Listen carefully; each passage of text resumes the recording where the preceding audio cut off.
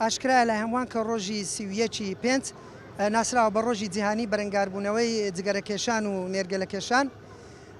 ئەم هەڵمەتە لە پێناو ئەوەیە چۆن بتوانین گەنجانمان لاوانمان و هەروەها ئەوانەی کە ماوەیەکی دوور و درێژە جگەرە دەکێشن هانیان بدەین لەسەر وازهێنان لە جگەرەکێشان بە تایبەت ئەو ئامارانەی کە لە بەردەستن ئاماری زۆر مەترسیدارن وامان لێ دەکەن کە ئێمە زیاتر هەوڵ بدەین لە پێناو ئەوەی کە گەنجەکانمان و لاوەکانمان و هەروەها تاکەکانی کۆمەڵگەمان لە مەترسیەکانی جگەرە زیاتر ئاگادار ببنەوە.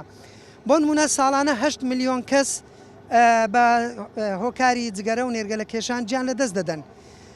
لە عێراق هەر 20 خولەک یەک کەس بەهۆی جگەرەکێشانەوە گیان لە دەست دەدا.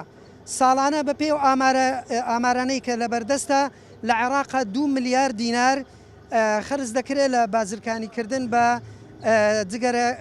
جگەرە و هەروەها تووتن. لەبەرەوە ئێمە دەستمان کردووە بە هەڵمەتێک کە سەرتاسەری هەرێمی کوردستان دەگرێتەوە کردنەوەی هەڵمەتەکە لە شاری هەولێر دەست پێ دەکا وەکو جەنابتان ئامادەن.